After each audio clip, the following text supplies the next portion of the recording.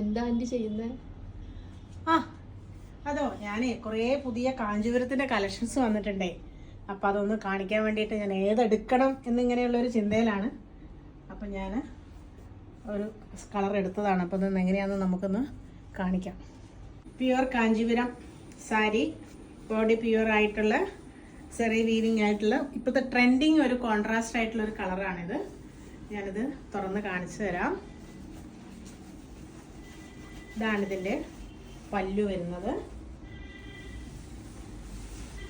Orange കളറാണ് body വരുന്നത്, ചെറിയ ചെറിയ ബൂട്ടാസ് ആയിട്ട്.